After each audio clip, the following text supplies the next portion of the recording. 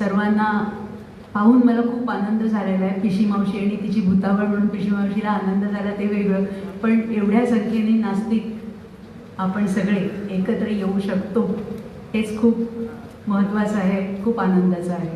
मला पहिल्यांदाच आल्या दोघी मैत्रिणी भेटल्या, त्याही तेच म्हणाल्या की एवढे सगळे लोक आहेत ते बघूनच किती बरं वाटतं. कारण घरीदारी आपल्याला कोण कोण भेटतं तुम्हाला माहिती आहे, मी सांगायला नको आणि जास्त टीका पण करायला नको. आत्ताचा विशेषतः जो मुलांचा परिसंवाद झाला तो बघून मला आमचं घर आठवत होतं आणि खरोखर की आम्ही कशा पद्धतीने मुलांना वाढवत होतो, काय करत होतो आणि आमचे वाद आमचे अजिबात होत नसत, पण जी काही चर्चा होत असेल ती बाहेर जाऊन मग वाद या स्वरूपामध्ये मुलं कॅरी फॉरवर्ड करत असत. आता सुफिया, अस्मी त्या सगळ्यांचं बोलणं ऐकून मला ते सगळं आठवलं आणि मुलं कशी आपल्यापेक्षा जास्त हे पुढे नेऊ शकतील हा एक विश्वास आला. खूप खूप बरं वाटलं. विवेकने अक्षरशः मला भरीला घातलेला. तर विवेकाची हाक आल्यानंतर आपण जाणारच ना, कुठे गेला पळा ना.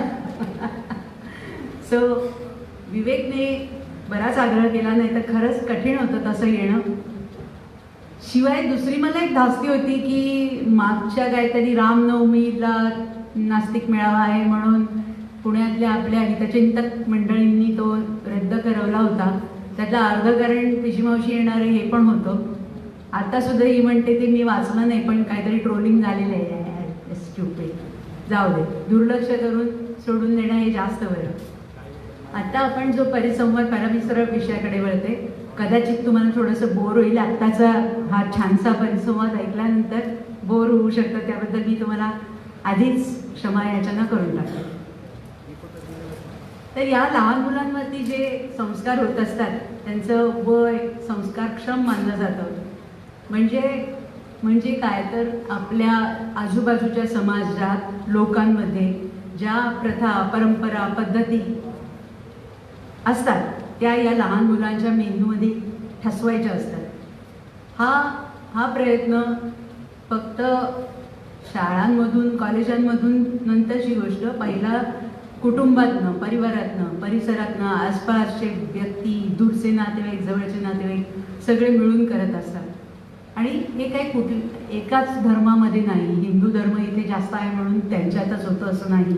मुस्लिम समाजातही तेच होतं, आता सुफियाने सांगितलेलं ऐकलं तुम्ही.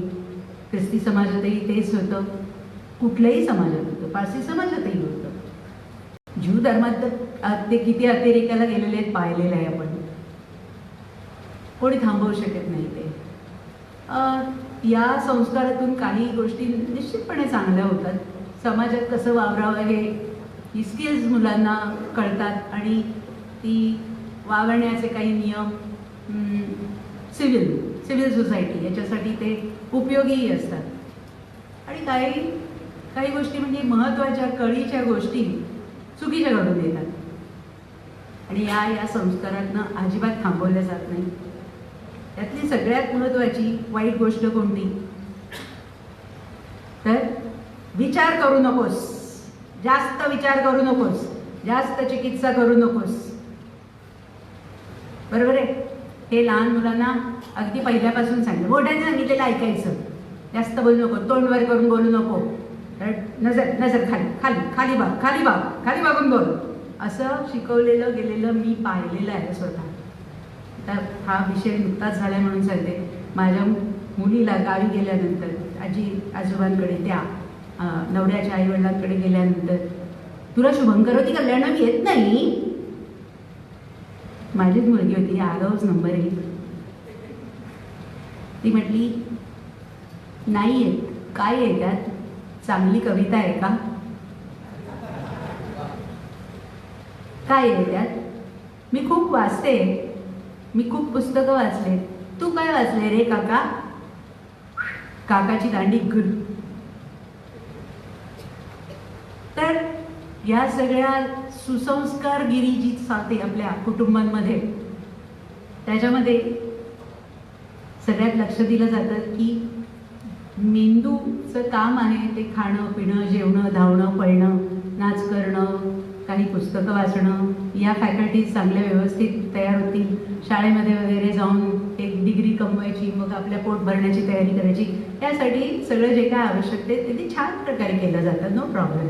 पण त्यामध्ये पोटाची काळजी घेतली जाते, दिसण्याची काळजी घेतली जाते, पण आपला सगळ्यात महत्त्वाचा जो अवयव मेंदू, ते कसं त्याचं डक्क कसं तयार होईल याची काळजी घेणारी संस्कृती असते.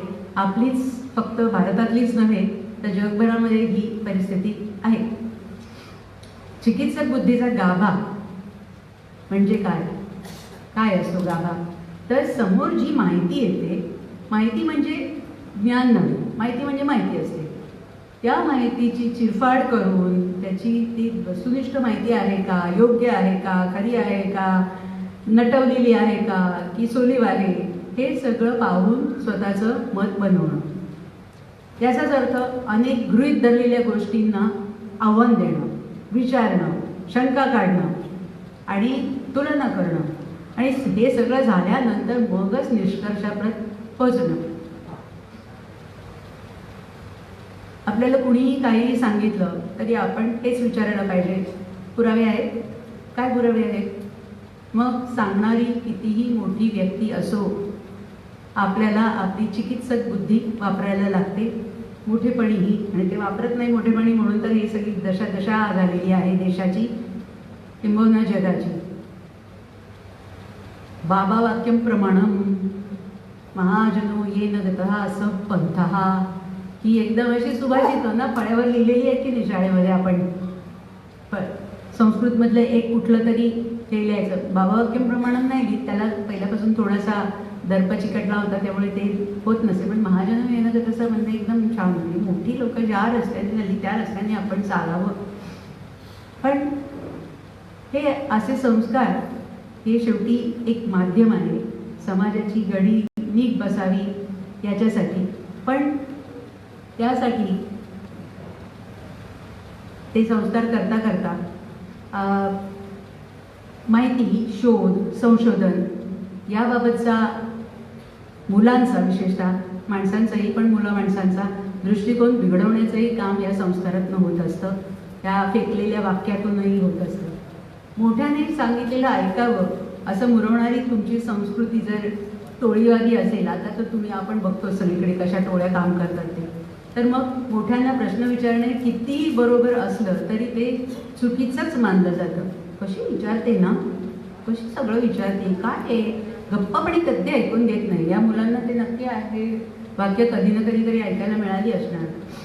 पण जर तुमची संस्कृती व्यक्तिवादी असेल तर मात्र प्रश्न विचारायला उत्तेजन दिलं जातं, स्वतंत्र विचाराचं स्वागत केलं जातं. चार्वाकांचा तो कार्यक्रम मला बघायची इच्छा होती. मला वाटलं माझ्या भाषणाच्या आधी मला ते बघता येईल. पण भारतामध्ये या चार्वाकांच्या ग्रुपला, म्हणजे कोणी म्हणतं चार्वाक एकच होते पण ते अनेक होते, त्यांना आगाऊ मानणारी, त्यांना पराभूत करणारी टोळीवादी संस्कृती सगळीकडे अधिक पसरली. पसरली म्हणजे किती पसरली तर खाऊन टाकलं हो आपल्या सगळ्यांना. आपले मेंदू खाऊन टाकायचा प्रयत्न अजूनही चाललेला आहे. मोठ्याने चरण स्पर्श करावा, पाया पडावं असं म्हणजे हे नियमच बनलेले आहेत. आणि ते पेरिकोना ते नाही केलं तर मग झालं तुमचं काहीतरी, तुमच्यावरती संस्कार चांगले झाले नाही, तुम्ही उद्धट आहात, भयंकर उद्धट आहात. आणि असं न करणाऱ्या कुणाही बद्दल इथे अनास्था दाखवली जायची सुरुवात होते. तर हे म्हणजे मगाशी यांनी पण उल्लेख केला, कुणाच्याही पाया पडायचं, कुणाच्याही चरणी लीन व्हायचं, हे काय आहे, कशासाठी? काही न तपासता तुम्ही इतक्या घाणेरड्या माणसाला उरावर बसवून घेता, म्हणजे तुम्ही त्याच्या पायावर पडता. कसं शक्य होतं हे? का शक्य होतं? का शक्य होतं ते हे की लहानपणापासून कोणी मोठा दिसला किंवा कोणी सांगितलं हा मोठा आहे की त्याच्या पाया पडायचं वळण लावलेलं असतं. वळण चांगलं वळण नाही हो त्यांना. आणि मग ह्याच्या त्याच्या पाया पडणारं मूल असलं, घरात आला रे आला पाहुणं की लगेच वाकलं, पाया पडलं की मस्त एकदम छान संस्कार आहे, किती छान वळण लावलेलं आहे. पण आज आपल्याला दिसतंय की आपल्यासारखी विचारशक्ती शाबूत असलेली आणि ती सतत तिला धार करणारी माणसंच या राजकीय परिस्थितीलाही प्रश्न विचारतात, आव्हानं देतात. ते पाहतो आपण. बाकी सगळेजण जाऊन दे, काहीतरी असेल त्यांच्या मनात म्हणून गप्पच बसतात. स्वतंत्र विचाराला घरीदारी होणारा विरोध पाहिल्यानंतर बहुतेक लोक लहानपणापासून तरुणपणातही जुळवून घेण्याच्या मानसिकतेत येतात. पालख्या वाहणं, पायी चालत कुठल्या तरी देवाला जाणं, बाबाला जाणं, कुठल्या मठात जाणं, मंदिरात जाणं, हरिनामाचा टाळकोटा गजर करणं, सण सण सण म्हणत आवाजाचं प्रदूषण करायचं, कचऱ्याचं प्रदूषण करायचं, हे सगळ्या आनंदाच्या बाबी होतात. याच्यामध्ये नमाजासाठी रस्त्यावर बसणारी, आयुष्याचा बराचसा वेळ बायबलमधल्या वाक्यांभोवती घुटमळत काढणारी माणसं ही याच टोपलीतली असतात. थोडे फरक असतात. या थोड्या फरकांचा उपयोग काय करतात लोक, तर त्यांच्यापेक्षा आम्ही कितीतरी चांगले हे सांगण्यासाठी. अरे छाती फुगून सांगणार, त्यांच्यात बघा कसं रस्त्यावर बसतात, आमच्यात नाही रस्त्यावर बसतात, आपण सगळे कसं देवळात जाऊनच करतो. अरे पण तुम्ही शेवटी काय करता? शेवटी तुम्ही तुमचे मेंदू मंद करून बसता, अकलेची दिवाळखोरी करता.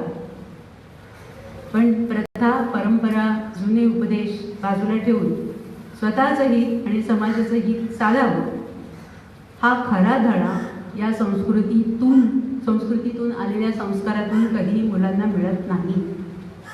बरोबर आहे ना? कारण तसं सर्वांनी करायला सुरुवात केली तर ज्यांचे हितसंबंध गुंतलेले आहेत असे तथाकथित मोठे लोक, मग ते कुठल्याही उतरंडीतले असतील, राजकीय उतरंडीतले असतील, सामाजिक उतरंडीतले असतील, जातीय उतरंडीतले असतील, त्या सर्वांचं त्याच्यामध्ये नुकसान असतं. पण मी म्हटलं तसं संस्कारांमुळे समाजाची घडी राहते. अरे पण ती घडी कधी कधी मोडावी लागते ना बाबा. ती घडीच्या घडी तशीच ठेवली तर ती कडाकडांवर विरत जाते. बरोबर आहे ना? बायकांना सगळ्यांना माझं म्हणणं बरोबर कळेल. म्हणजे जर साडी वापरली नाही तर ती हँगरच्या कडेवर बरोबर विरत जाते. तेच होतं आपल्या समाजाचं. घडी उलगडली जात नाही, झटकली जात नाही कधी, आणि मग ती विरत जाते. कालच मी परवा काहीतरी गुढीपाडव्याबद्दल पोस्ट टाकली होती की तो कसा ते चुकीच्या कॅलेंडरमधून आलेल्या दिनदर्शिकेचे पहिला दिवस आहे आणि तो मुहूर्त म्हणून मानला जातो. पण त्याच्यावरनं एक लगेच माणूस चिडला. मला आला मेसेज बॉक्समध्ये काहीतरी शिवीगाळ तर दिलं, ते वाईट भाषेत बोलतो. त्यावेळेस तो थोडं मुद्दा हा की त्याला फार राग आला. गुढीपाडव्यावर ते की म्हणजे काय, अरे म्हणजे चुकीचं कॅलेंडर आहे वगैरे, हे पुढे जाऊन बोलण्याची तर गोष्टच वेगळी. पण दुसरं काय की सणवार करणं किती चांगलं असतं. कारण का, तर त्या दिवशी गोडधोड होतो. आणि मग पुढे आणखी नाही की त्या गोडधोडामध्ये कसे पौष्टिक पदार्थ असतात, ते कसे आपल्या तब्येतीला चांगले असतात. मग पुढे आपलं आहारशास्त्र किती प्राचीन आहे आणि मग त्याच्यात कसा सगळा विचार केलेला होता आणि म्हणून ते सणवारांना गोडधोड केलं जातं. हे बरोबर आहे आणि म्हणून ते थोर आहे.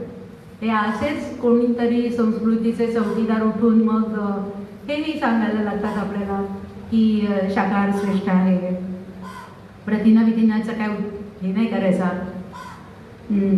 विचारही करायचा नाही. मग उपवासाची महत्त्व सांगायला सुरुवात करतात. कसं कधीतरी पोटाला आराम देणं महत्त्वाचं आहे. अरे पण पोटाला आराम कधीही देता येतो, अमुक एक दिवशी सगळ्यांनी करायचं असं कोणी सांगितलं नाही. हे प्रश्न नाही विचारायचे. प्राचीन संस्कृतीमध्ये साबुदाणा खिचडी सांगितली, कुठे रेफरन्स मिळाला काय रे तुम्हाला कुणाला? बटाटा प्राचीन संस्कृतीत होता काय? पण नाही, तेच खायचं असतं. आणि हे खाणारे आणि हेच खाणारे मग मुलं पण तसेच निघाली. नाही, मी गुरुवारी ना मी फक्त काही खात नाही, मी फक्त साबुदाणा असेल तर चालेल, बटाटा असेल तर चालेल असं म्हणणारी मुलं म्हणजे चांगल्या वळणाची मुलं. अरे वॉट नॉनसेन्स. मुलांनी हे म्हटलं पाहिजे की मला प्रथिनाची गरज आहे. आज मी कोंबडी असेल तर कोंबडी, मासे असेल तर मासे, काहीतरी ते द्या, नसेल तर अंडं तरी द्या. आज मला धावायला जायचं आहे, मला त्याची गरज आहे. साबुदाणा बटाट्याने माझं काही होणार नाही. पण ही असं जर म्हटलं मुलांनी किंवा मुलांच्या आयांनी तर आम्ही सगळे म्हणजे एकदम वाया. माहीत नाही, मला फॉलो करणारे काही लोक इथे आहेत म्हणे, त्यांनी बघितलं असेल. मागे एकदा साबुदाण्याची खिचडी आणि उकडलेली अंडी अशी डिश टाकली होती मी फोटो, तेव्हा मला भरपूर म्हणजे भरपूर ट्रोलिंग केलं, तर मी जाम हसले होते. हां, तर काय त्या संस्कारातल्या पुन्हा पूजा आणि अर्चा काय करायचं असतं त्या दिवशी मुलांना शिकवलं जातं. काय करायचं असतं त्या दिवशी? शाकाहार करायचा, छान छान कपडे घालायचे, घरात असतील ते दागिने घालायचे, विशेषतः बायकांनी, पुरुषांनी पण घालायचे, पण बायकांनी घालायचं. हा गौरव कसला आहे? हा संपत्तीचा गौरव आहे, बरोबर आहे. आणि एक जी उतरंड आहे की त्याच्यामध्ये शाकाहार वरच्या लोकांनी ब्राह्मणांनी खायचा नाही वगैरे सांगितलेलं आहे, त्यांचा गौरव आहे. बुद्धीचा गौरव आहे कुठेही नाही. आणि बुद्धीचा गौरव तर सोडूनच द्या, बुद्धीच्या देवता म्हणून नेमलेलं जे काही प्रतीक आहे त्याच्या पूजेमध्ये इतका निर्बुद्धपणा चालतो तर तुम्ही सर्वांनीच पाहिलेलं असेल. मला काही विवरण करण्याची गरज नाही त्याची. आणि त्याला कोणी विचारलं, प्रश्न विचारला, झालं शांतम पापम हे किती वेळा तरी म्हणायला लागेल आपल्याला. मगाशी या मुली सांगत होते, त्यांना ते देवाचं वगैरे विचारलं तेव्हा एक छानदार गोष्ट आहे मला माझ्या मित्राने सांगितलेली. तो गुजरातमध्ये असताना गुजरातमध्ये त्याला कोणीतरी सांगितलेली की एका लहान मुलीला तिची आई की सासू देवळात घेऊन जाते, लहान असते ती, आणि ती देवळात गेल्या, मोठं देऊळ असतं, तिथे गेल्या पहिलंच काय सापाचं शिल्प असतं, नागाचं. ती घाबरते, ती म्हणते अरे घाबरू नको, दगडाच आहे ते. म्हणजे पुढे जाते, ते एक सिंहाचं मुख दिसतं. मग ती म्हणते अगं घाबरू नको, घाबरतेस कसली, दगडाच आहे ते. मग आणखीन पुढे जाऊन कासव मोठं दिसतं, घाबरते, अगं काय घाबरते, दगडाच आहे ते. असं करत ते कासव येतो, मग मोठा नंदी येतो, कशाला घाबरू नको, सगळे दगडे सांगत ती तिला देवाऱ्यापर्यंत नेते. आणि तिथल्या मूर्तीला बघून तिला म्हणते त्याला नमस्कार कर, हा देव आहे, देव बाप्पा आहे. तर ती म्हणते आता दगड आहे. पण हे सांगण्याची हिंमत त्या गोष्टीतल्या मुलीला होती, बाकी कोणाला असतेच असणे. ती विकसित पोच दिली जात नाही.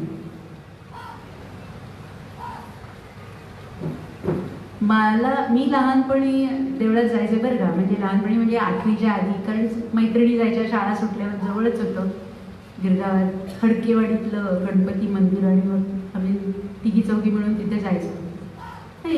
एक दिवस मला म्हणजे साक्षात्कार हा शब्द आपल्यात बसत नाही बरं का, पण तो मला साक्षात्कारच झालेला. ते भिंतीवरती मागच्या जिथे गणपतीची पाठ येते त्या भिंतीवरती डोकं टेकायचं, सगळे टेकतात, आपण टेकायचं.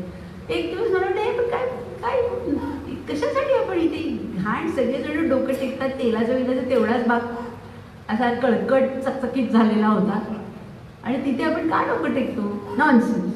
सोडून दिलं, त्या क्षणी सोडून दिलं. त्यानंतर मी आजतागायत मग कुठल्याही देवळात जाऊन नमस्कार केला नाही, पाया पडले नाही देवाच्या. ते सासू सासऱ्यांचे वगैरे पडत होते. एकदा मला आई म्हणाली की तू त्यांच्या पाया पडतेस, आमच्या पाया पडत नाही. म्हटलं तुम्ही शिक्षणच तसं दिलं.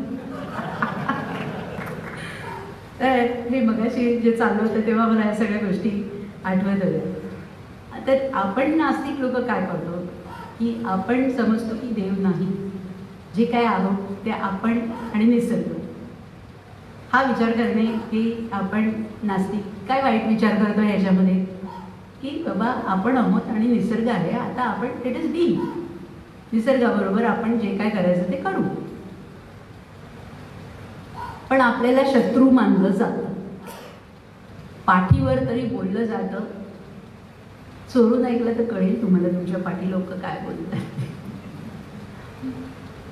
ते गुढीपाडव्याच्या याच्यावरनं मला सांगितलं, हो तुम्हाला तुमचा एवढा धूर निघाला म्हणजे तो चांगलाच मुहूर्त असणार. अरे काय म्हणजे तुमच्या मुहूर्ताची तरी कल्पना काय. तर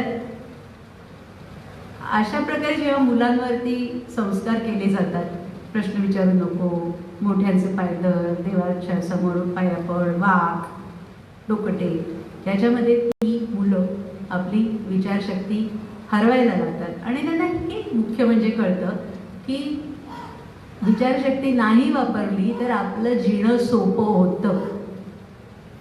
या मुलांना किती कठीण जात असेल तसं नाही होत, सोपं जातं. माझ्या त्याला असं म्हणता, त्याला प्रश्न सुटला, बाकी काही करायलाच नको. आपण विचार करायला हवा ही गरज संपवून टाकतात ते हे संस्कार, संस्कृतीजन्य संस्कार सगळे असेच आहेत की तुम्ही विचार करण्याची गरज नाही. विचार करण्याची म्हणजे कोणती तर चिकित्सक विचार, विश्लेषक विचार. बाकी तुम्ही अभ्यास करता, पाठ करता, इंजिनिअरिंग शिकता, गणित थोडं थोडं शिकता, सायन्स शिकता, आणि सायन्स शिकतात आणि मग काय करतात, परत घरी जाऊन पूजेला बसतात. मी विद्यापीठामध्ये बरेच वर्ष होते, तुम्हाला सांगितलं आता.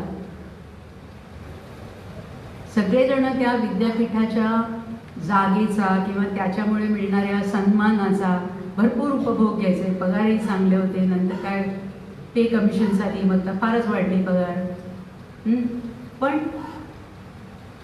त्यातून त्या सगळे अनेक प्राध्यापकांच्या, बहुतांश प्राध्यापकांच्या मेंदूला काही काम लागलेलं होतं असं मला वाटलं नाही. त्यांनी ते पाठ केलेलं होतं. सोशिओलॉजीचे सिद्धांत पाठ केले, फिलॉसॉफीचे पाठ केले, विज्ञान, फिजिक्स, सायन्स, सगळ्यात उत्तम त्यांना ज्ञान म्हणजे माहिती होती. माहिती होती. घडघड घडघड म्हणून दाखवलं असतं त्यांनी, अजिबात ते शिकवण्यात चूक केली नसती.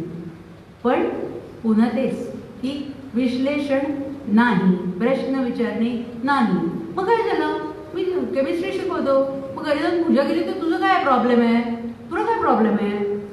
मला काय प्रॉब्लेम नाही बाबा, प्रॉब्लेम तुझा आहे. त्यातले किती जण ते हे लिहायचे माहिती आहे का,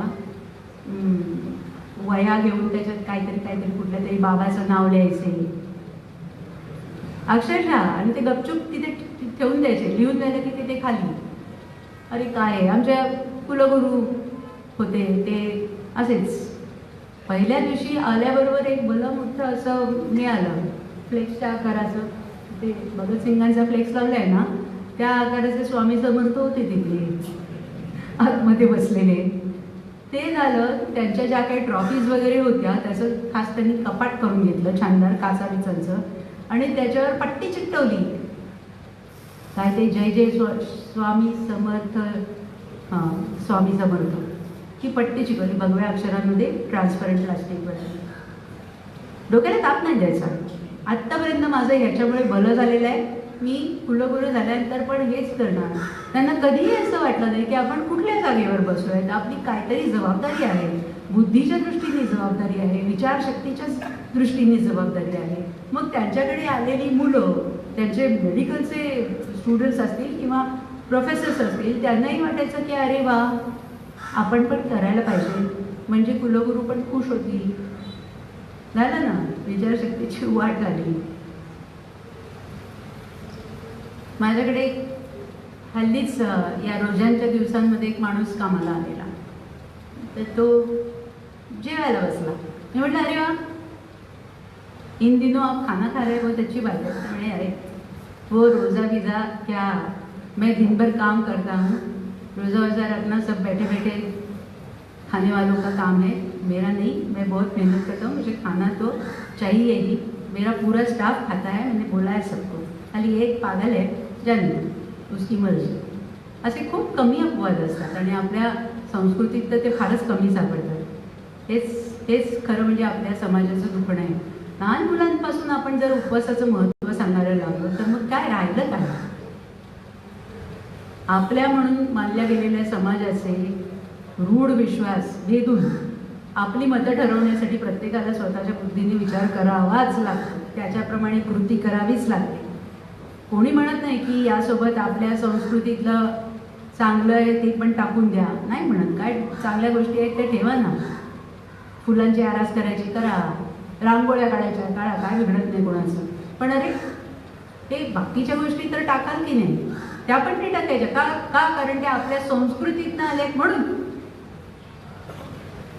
आपण जेव्हा ह्या गोष्टी सांगतो ना की हे चूक आहे, हे चूक आहे, हे चूक आहे, तेव्हा हे आजकाल तर माजलेले लबाड लोक आहेत ते हे सांगायला सुरुवात करतात की यांचा आपल्या संस्कृतीला विरोध आहे किंवा हे धर्मद्रोही आहे. कुठलाही धर्म असेल, आपल्याकडे हिंदू धर्म जास्त आहे, आणखीन पलीकडे तसंच चालतं. पण ज्याचे संदर्भ संपलेले आहे अशा गोष्टी टिकवणं म्हणजे संस्कृती जपणे नव्हे. कुठलीही संस्कृती, कुठलीही जगभरातली कुठलीही संस्कृती जी कालबाह्य होते ती तशीच जर टिकवत राहिली तर ती नष्ट होणारच. आणि समजा ते तुम्हाला वाटतं हे महत्त्वाचं आहे, काही गोष्टी महत्त्वाच्या आहेत आपल्या, पण आता ते आपल्याला पाळणं शक्य नाही, तर त्याचं ते नोंदून ठेवा ना. पुस्तकं काढा, आता सॉफ्ट कॉपीज तयार करा, सगळं ई-बुक्सच्या स्वरूपात टाका. ते राहील पुढच्या पिढीला, ज्यांना त्याच्यामध्ये रस असेल ते त्याच्याकडे जाऊन बघतील की हे काय होतं या अमक्या काळामध्ये, अमक्या शतकामध्ये, शतकाच्या पूर्वार्धात, उत्तरार्धात असं होत होतं.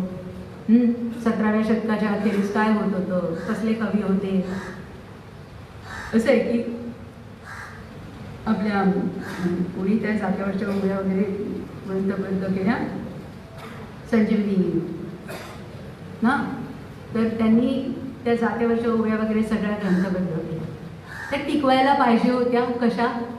तर आपल्याला त्या माहिती असाव्या की हे अशा पूर्वी ज्या काळामध्ये ग्राइंडर मिक्सर नव्हते, पिठाच्या गिरण्या इलेक्ट्रिकल नव्हत्या, त्यावेळेला जात्यावरती बायका दळत होत्या आणि तेव्हा त्यांना गाणं एक जीवाला विसावा म्हणून त्या गाणी रचत म्हणत, आणि त्याचं झालं हे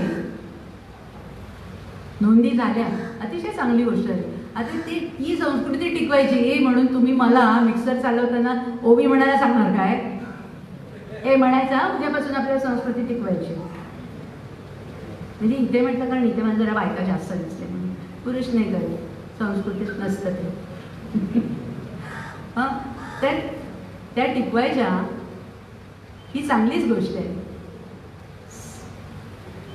पण त्या कोणत्या पद्धतीने टिकवायच्या त्याचा आपल्याला विचार सतत करायला पाहिजे.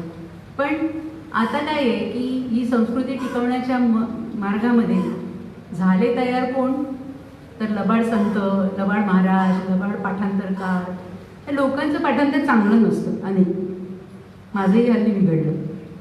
पण त्यांना असं वाटतं पाठांतर करणारा माणूस म्हणजे तो सॉलिड विद्वान आहे. त्याचं पाठांतर असो, त्याला विश्लेषक प्रज्ञा नसते, म्हणजे एखाद्या गोष्टीचा पूर्ण विचार करणं ही प्रज्ञा त्याच्याकडे नसते. त्याला का तुम्ही चौरंगावर बसून त्याची पाद्यपूजा करता काय कळत नाही, पण ते करतं खरं. त्या लोकांना कसलं समाधान मिळतं माहिती नाही. पण निदान आता या गोष्टी मुलांच्या बाबतीमध्ये तरी थांबवल्या गेल्या पाहिजे. वारीबद्दल बोलेन मी. वारीचा एक संस्कार, विशेषतः महाराष्ट्राच्या मातीमध्ये रुजलेला संस्कार म्हणून. तर बरोबर आहे, तो तेव्हा गरज होती, जातीभेद तोडायचे होते, संतांनीही सांगितलं होतं. आणि जातीभेद तोडण्यासाठी जर तुम्ही काही अंतर एकत्र चालत निघाला, जेवलात, कोणाच्या तरी घरापाशी जाऊन त्यांनी दिलेलं जेवलात, तर ते सामाजिक अभिसरण होत होतं. आता सगळी लोक त्याला सामाजिक समरसता म्हणतात बरं का, अभिसरण नाही म्हणायचं. तर ते त्या वाऱ्यांचं आता रेकॉर्डिंग झालं. आमच्याच काही मित्रांनी त्याचं छान रेकॉर्डिंग केलं, फिल्म्स काढल्या. बास घेता या सर्व जातीच्या लोकांना एकवटणारा विठ्ठल हा तेव्हा होता, आणि काही थोड्या प्रमाणात ते झालंय. आता तर ते शक्यच नाही आहे. म्हणजे वारीला जाणारे अनेक लोक कशा पद्धतीने वागतात घरामध्ये, दारामध्ये, हे मी जवळून पाहिलेलं आहे, तुम्ही पाहिलं असाल. पोराबाळांची लग्न ठरवताना अजूनही जाती बघतात. वारकरी समाजातले लोक इकडे तुकारामाचे अभंग म्हणायचे, आणि मुलीचं लग्न ठरवताना तालेवार मुलगा बघून, मुलाचं लग्न ठरवताना ते जे काय देणं घेणं सांभाळून घेतील असं घराणं बघून, शिवाय ते जातीतलं असं बघायला लागतं त्यांना. कसलं विठ्ठल? या विठ्ठलाने आतापर्यंत जातीभेद संपवले का? संपवले वाटतं तुम्हाला? नाही. द्वेष संपला? नाही संपला. म्हणजे आता त्याचं काय प्रयोजन उरलं? तर काही नाही. हे लोकांना एकत्र चालत जायला जरा मी भक्ती करतो, मी वारी करतो, मी वारीला जातो, मी वारीला जाते, आम्ही एवढं चालून जातो वगैरे वगैरे हे सांगायला त्यांना सेल्फ ग्लोरिफिकेशन, स्वतःचं जरा महत्त्व वाढवण्यासाठी ते बरं पडतं. माझ्या अगदी म्हणजे फार ओळखीतला माणूस आहे, त्याचा भाऊ आहे, तो दरवर्षी 17व्या वर्षापर्यंत तो वारीला जात होता. घरी यायचा आणि ते जी काय त्यांची विचारांची जमीन होती त्याच्यात त्या भावाला वाटा मिळू नये म्हणून कोर्टाच्या वाऱ्या करायचा. अरे काय कसला कुठला कुठे आहे तो विठ्ठल कुठे आहे बास. आता इथनंच या पुण्यातनंच डॉक्टर लागूंनी हाक दिली होती देवाला रिटायर करा. कुठल्या देवांना रिटायर करायचं? विठ्ठलाला नक्की रिटायर केलं पाहिजे. संत साहित्य उत्तम होतं, संकलित झालेलं आहे. ज्यांना रस आहे ते त्यांनी जावं, वाचावं. आणि बाकीचे तुम्ही किती वाऱ्या काढल्यात तरी वाचणार नाही. आपलं रोजचं आयुष्य जगताना, कुटुंबासोबत जगताना, आपल्या जबाबदाऱ्या निभावताना, पुढे जाताना, या मुलांप्रमाणे आपल्या प्रतिभेचे पंख पसरू पाहताना या सगळ्या आपल्या पायातल्या बेड्या आहेत त्या निघाल्या पाहिजेत. अनेक बेड्या निघाल्या आहेत, पण तरी काही कोळिष्टकं त्या बेड्यांच्या बरोबर चिपटून आहेत. ते लक्षात आपण सर्वांनी आणून द्यायला पाहिजे. म्हणजे इथे असलेल्या लोकांना ते एका कोणीतरी म्हटलं होतं की ज्यांना ज्ञान आहे त्यांनाच तुम्ही ज्ञान देता. तसं नाही, बरोबर आहे, त्यांनी त्यांचा हा मुद्दा खरा आहे. आणि हे सगळं आपण लोकांशी बोललं पाहिजे. ती कोळिष्टकं आहे ते साफ करण्यासाठी व्हॅक्यूम क्लीनर लावला पाहिजे. विवेक निष्ठेचा बोललं पाहिजे. आपण बोलत नाही. काय होतं की आपण आपल्यापुरतं नाही मानत ना, मग जाऊ देत ना, त्यांना काय करायचं ते करू दे. ही आपली चूक आहे. नास्तिक म्हणून ही आपली चूक आहे. विज्ञान विवेकनिष्ठ दृष्टिकोन असलेल्या माणसांची ही मोठी चूक आहे की आपण लोकांना थांबवत नाही, बोलत नाही. खाऊ द्या थोड्या शिव्या, काय भोकं पडत नाहीत आपल्या अंगाला. माझ्या बघा कुठेतरी भोक पडलाय काय. गेली कित्येक वर्ष मी फेसबुकवरती सॉलिड शिव्या खाते. I am proud of it. बोलायचं, टाणकून बोलायचं, एक गप असं अशी सुरुवात करायची. त्याला कळलं पाहिजे आपला आवाज आहे, आपण हळूहळू सांगत नाही. घरी आलेल्या कामाच्या बाईला मी सांगते, काय उपास काय, व्हॉट नॉनसेन्स. करणार आहेस ना, अख्खा दिवस काम करत फिरणार आहेस ना, 4 घरी गपचूप खा. मी नाही खाणार. बरं नको खाऊ, पण मग तुझ्या उपासाला काय चालतं ते खातेस का? माझ्याकडे हे हे हे आहे. मग हळूच सांगायचं, बटाटा गुळून आला, किती साली आला. बोलायची, संवादाची सुरुवात करून, थोडासा आवाज चढवून, थोडंसं काहीतरी भल्याचं सांगून आपल्याला हा विचार लोकांपर्यंत पोचवला पाहिजे. कमी शिकलेल्या लोकांपर्यंत बरं खूप कठीण आहे, मला माहिती आहे. खूपच कठीण आहे. आता तर इतकी लोक इतक्या प्रकारच्या बाबांच्या आहारी गेलेले आहेत, इतक्या प्रकारच्या देवांच्या आहारी गेलेले आहेत. नवीन देवसुद्धा तयार होतात. तुम्हाला माहिती आहे ना, आम्ही लहान होतो त्यावेळेला ती संतोषी मा आली होती. आता आणखीन कोणतरी आहे कोणतरी, कोणाच्या तरी कोणाच्या. आता कदाचित ते धुरंधर देव होईल बरं का. मला माहितीच आहे, मी पाहिला नाही आहे, पण ते एकंदर वाचते लोकांनी लिहिलेलं, त्याच्यानं असं वाटतं की तो धुरंधर आता देव होऊ शकतो. बघा आयडिया कोणाला पैसे कमवण्याची घ्यायची असेल ती घेऊन जा माझ्याकडे.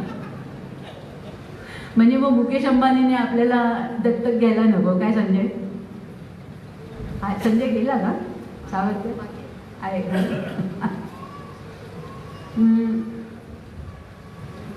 मी आता थोडंसं काय म्हणायचं, थोडंसं क्लिष्ट असेल. विचार टाळणं शिकवणारी संस्कृती विचार करण्याच्या ज्या प्रक्रियेला दडपू पाहते ती प्रक्रिया आपण समजून घेऊ. विचार करणे हे अनेक पातळ्यातून पुढे जा चिकित्सक किंवा विश्लेषक होत जातं. ही छोटीशी प्रक्रिया नाही की केली आणि झाली, ती सततची प्रक्रिया आहे.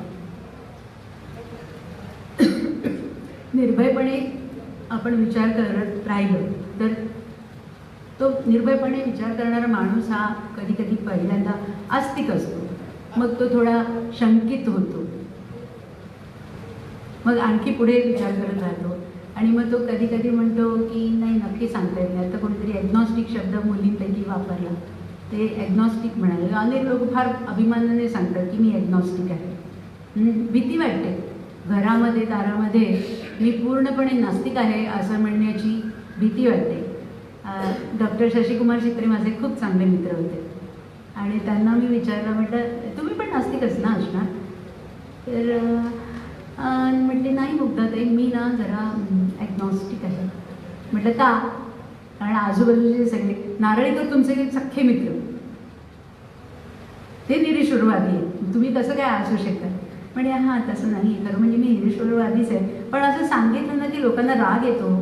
डॉक्टर चित्रे पद्मभूषण सर, म्हटलं हे नाही चलेगा, तुम्हाला म्हणायला पाहिजे की मी निरीश्वरवादी आहे. होय मी निरीश्वरवादी आहे. आता त्यांना सांगितलं तर आणखी आपल्याला तर काय सांगायलाच पाहिजे. तर कमिंग बॅक, तर अनेक जण मोठ्या अभिमानाने सांगतात की मी अज्ञेयवादी आहे, तर ते त्यांचं संरक्षक कवच बनतं.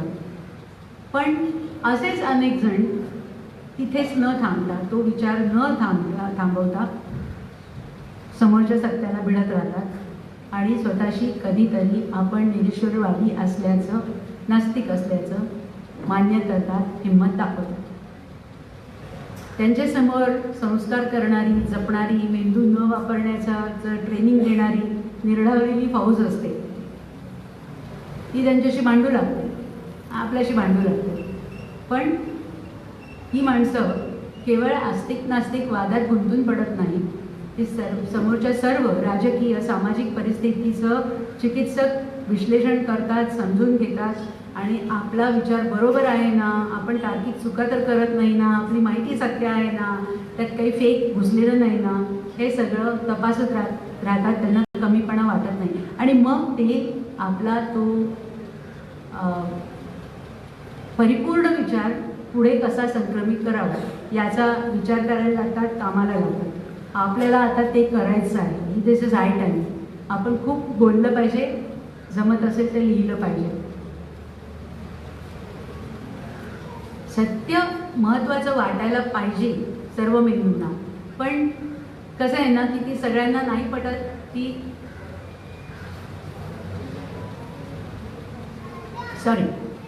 तर ती काही क्रियाशील मेंदूंची गरज आहे असं दिसतंय. सत्याशी ओळख पटण्यासाठी वापरली जाते भाषा, तर्कशुद्धता आणि वैचारिक श्रम करावे लागतात. याची भाषा ही संस्कृतीच्या अगदी थेट प्रभावाखालची देणगी आहे. तार्किक विचार हा अनेक व्यक्तींनी या प्रवासात मांडत गेलेला आहे, त्याचा प्रवास चालूच आहे आणि हे सगळं आपापल्या जागी, पण वैचारिक श्रम मात्र आपल्यालाच करायला लागतात. जाऊ दे ना, कशाला विचार करायचा जास्त, नो, हे बरोबर नाही. अनुभव आणि त्यातून आपण काय शिकलो, आपण काय अन्वयार्थ लावला, ही दोन्ही साधनं आहेत. ही सत्याची पण असू शकतात आणि असत्याची पण असू शकतात.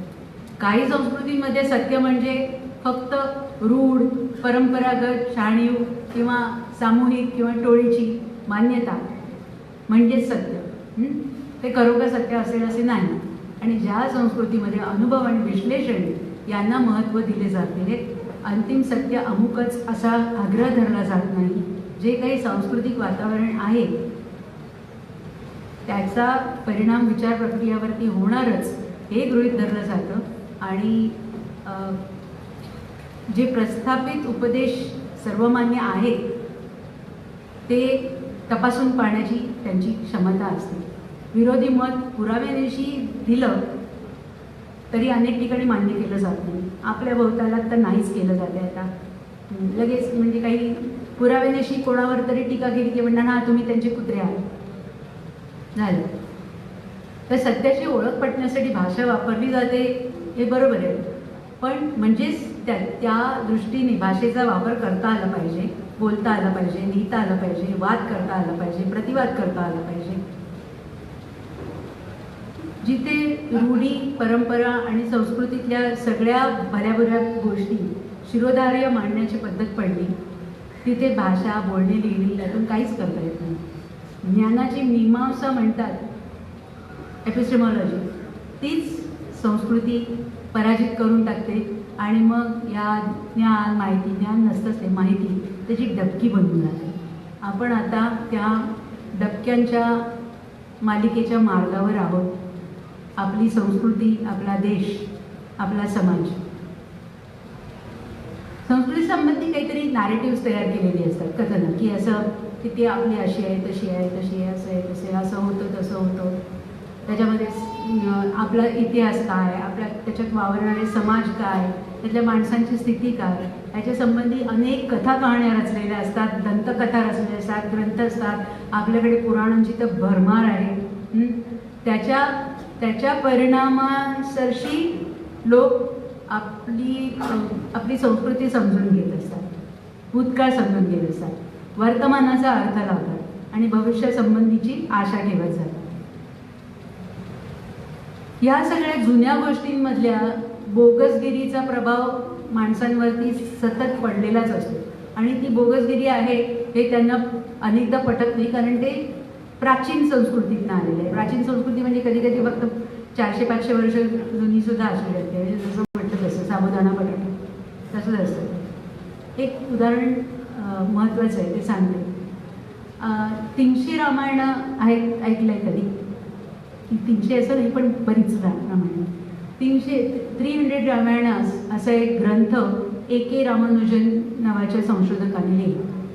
त्याच्यात त्यांनी सगळीकडे, म्हणजे फक्त भारतातच नव्हे तर आशियापासून भारतापर्यंत सगळीकडे रामायण कोणत्या कोणत्या प्रकारे सांगितलं जातं, गायलं जातं, लिहिलं जातं, कथा, त्यातली काव्य, हे सगळं घेतलेलं आहे. त्याची सुरुवात झाली एका कॅमल बल्के नावाच्या बेल्जियन शास्त्रज्ञाकडून. म्हणजे तो जेजुईट होता, धर्मगुरू होता, पण मग त्याला हिंदी शिकायचं होतं म्हणून त्यांनी तुलसी रामायणचा अभ्यास सुरू केला आणि हिंदी त्यातून शिकला तो. तेव्हा तशी काही फारशी हिंदीची टेक्स्टबुकं नव्हती, त्यामुळे ते त्याच्याकडनं सूत्र पकडून A.K. रामानुजननी हे सुरू केलं, हा अभ्यास सुरू केला अनेक प्रकारच्या रामायणांचा. ते आवडलं नाही या लोकांना, बंद करायला, म्हणजे त्याच्याबद्दल काही बोलायचंच नाही असं झालं. माझ्याकडे आमचा इंडिया स्टडी सेंटर ट्रस्ट आहे, तिथे मी भारती जगन्नाथन म्हणून एक प्राध्यापिका आहे, त्यांचं भाषण ठेवलं होतं या विषयावरती.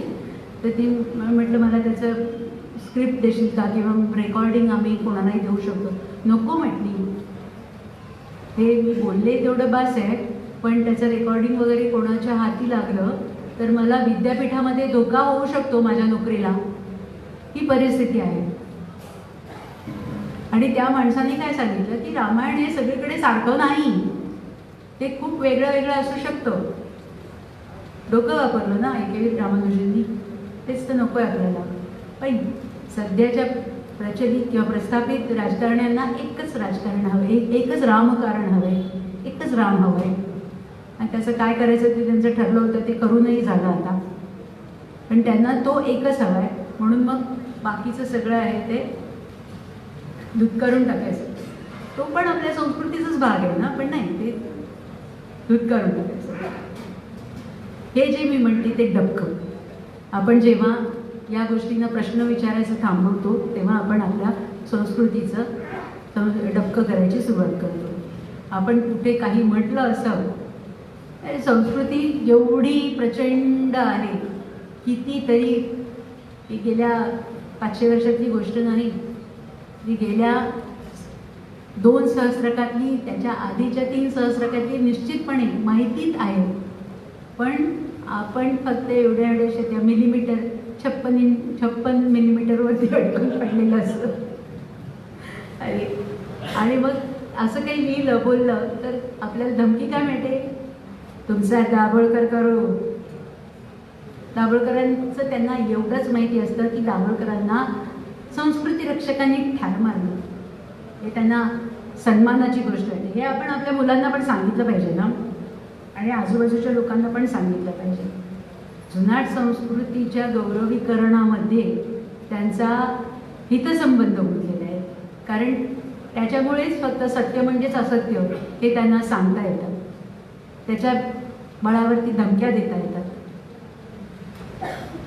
मला काही वर्षांपूर्वी असं वाटायला लागलं होतं बरं का, की आता डिजिटल क्रांती झाली, नवी संपर्क माध्यमं आली, आता या सगळ्या जुन्या भुक्कड कथनांचा पराभव आपोआपच होईल.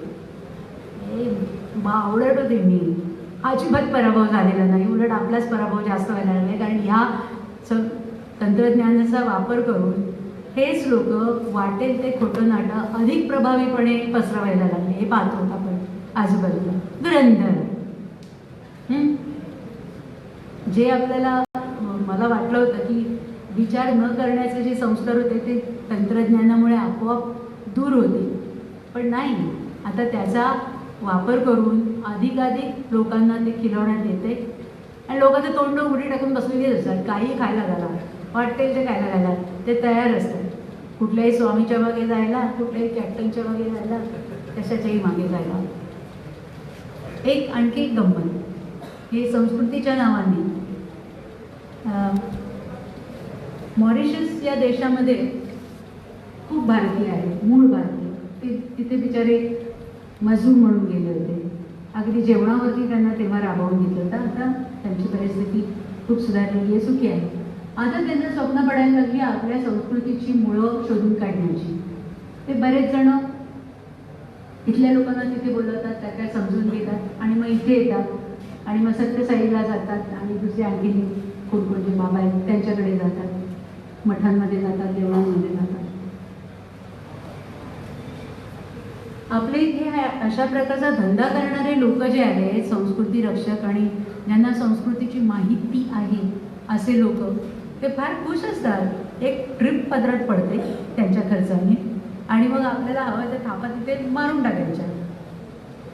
लोकांना ना ते आपल्याकडे कृषी संस्कृतीमध्ये बैलाने भरपूर काम करावं म्हणून बैल बडवला जातो, माहिती असेल ना तुम्हाला, तर सांगायची गरज नाही.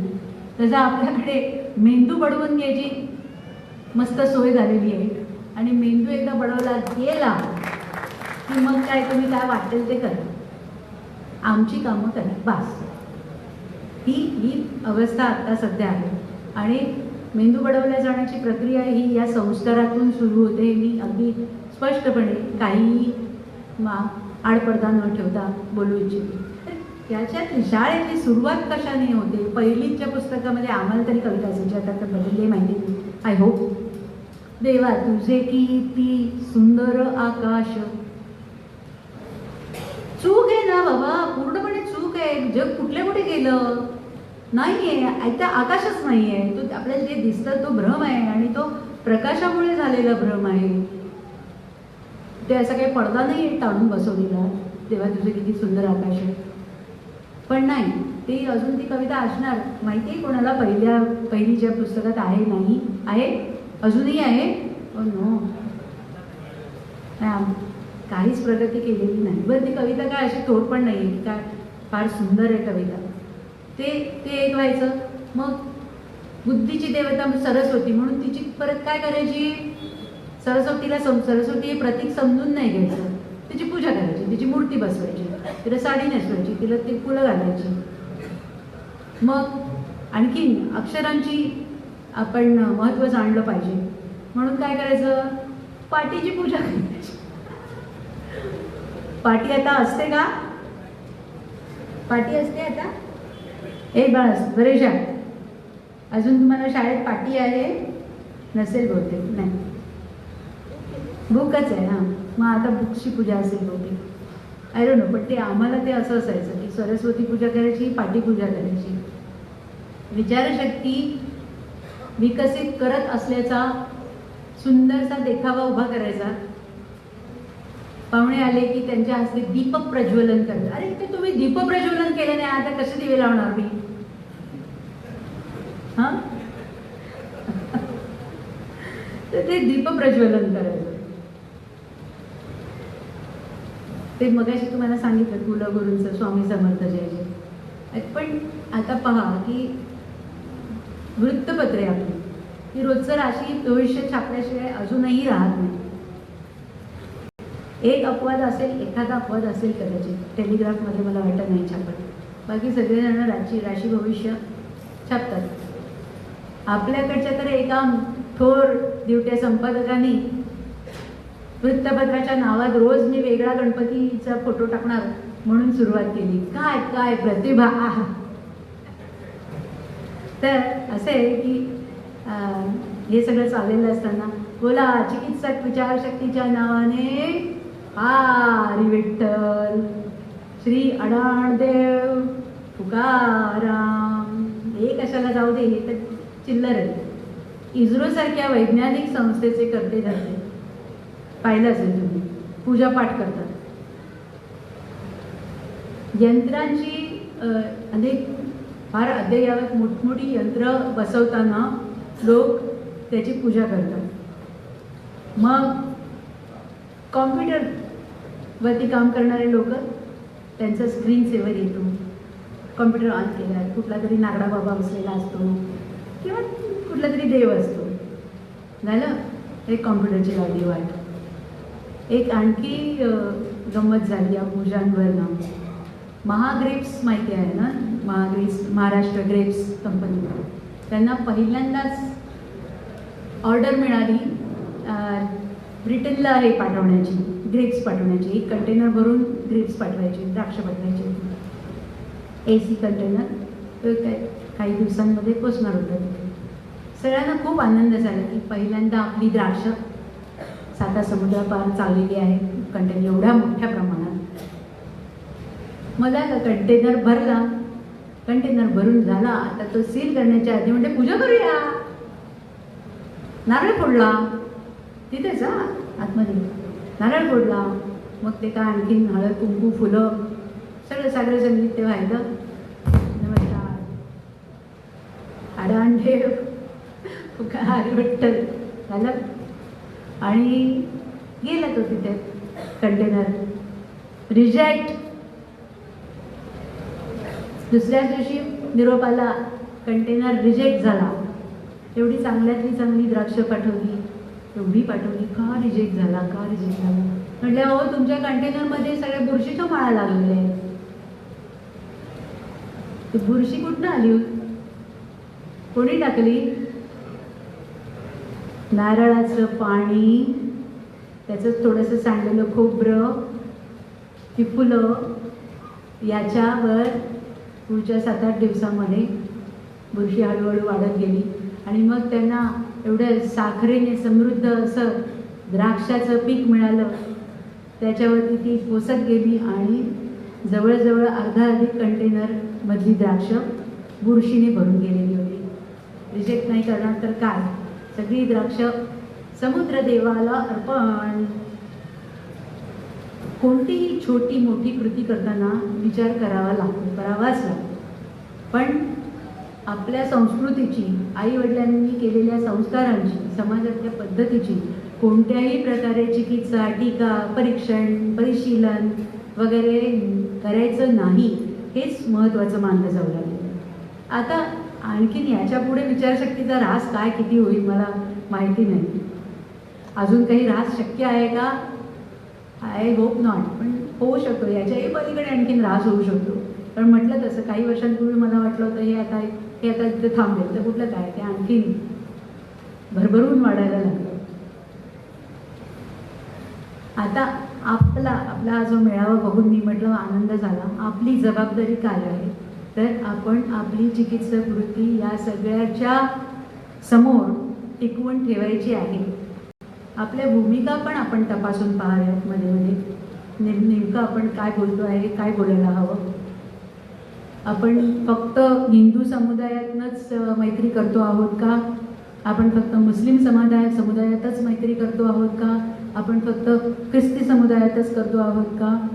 की आपण सर्वांशी एकमेकांशी बोलतो आहोत आणि आपल्यासारखा विचार करू शकणारे, विचारशक्ती शाबूत असलेली आणि विकसित करत नेऊ इच्छिणारे लोक आहेत, हे सगळे आपले मित्र व्हायला पाहिजे. हे आपण पाहायला पाहिजे. झालं वेळ संपली. ओके, नाही संपले भाषण, पण बरंचसं संपलं. एक शेवटचं म्हणजे आपले जे चार्वाक होते त्याच्याप्रमाणेच ग्रीक संस्कृतीमध्ये सॉक्रेटिस होता, ज्याला विषयाचा पहिला घ्यायला लागला. तो काय सांगायचा, सत्ताधिकार असलेल्याला नेहमीच ज्ञान असेल असं नाही. सत्तेवरच्या कुणालाही सरसकट ज्ञानाचा स्रोत मानणे चूक आहे. सत्ताधाऱ्याला दृष्टी असते हे चुकीचे गृहीतक आहे. अर्थपूर्ण जगण्यासाठी माणसाकडे पुरुष असो वा स्त्री, प्रश्न विचारण्याचे धैर्य असायलाच हवे. आत्म्यामध्ये शोधक वृत्ती हवी, पुरावे मागण्याची निर्भयता हवी, सत्य पडताळून पाहण्याची क्षमता हवी आणि मगच समोर सत्यविधान म्हणून आलेले काहीही मान्य करावे असे त्यांनी सांगितले. विचार आणि कृतीमधला हाच संबंध योग्य आहे. ज्ञान हे एकच सत म्हणजे चांगलं आणि अज्ञान हे एकच असत म्हणजे वाईट हे त्यांनी सांगितलं. स्वतःचा शोध घ्यायचा असेल तर स्वतःच्या बुद्धीने विचार करा हे सांगितलं. आता वेळ संपली आहे, त्यामुळे मी एक शेवटचं फक्त वाक्य म्हणते. अनेकदा आपण म्हणतो या सगळ्या परिस्थितीमध्ये हे लोक असलेच आहेत, खड्ड्यात जाऊन देत त्यांना, पण हा आपला अविचार असेल आणि आपण नास्तिक लोक विचारी आहोत, अविचार करत नाही, हा आपला अभिमानाचा भाग आहे. त्यामुळे तो तसं जर आपण म्हटलं तर तो आपला अविचार असेल, अधू दृष्टिकोन असेल. खुल्या मनाचा आपल्याला शेवटपर्यंत राहायलाच पाहिजे. तेच आपलं अखेरचं स्टेशन आहे की सतत मन खुलं ठेवायचं. विवेकाचा पराभव होतो आहे या दुःखाला दूर सारून आपण विवेक विचाराचे प्रवासी राहणार आहोत. तेच आपले जीवन तत्त्वज्ञान. आणि तुलनेने अविवेकी लोकांचे आपल्याला हसू आले तर हसायचं, पण त्यांना नाकारून चालणार नाही. शक्य तिथपर्यंत आपण पोचलं पाहिजे. इथेच थांबते. सत्यमेव जयते.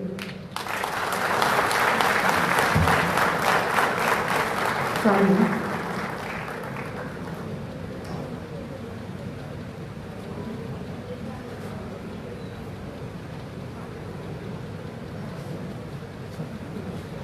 धन्यवाद मॅडम.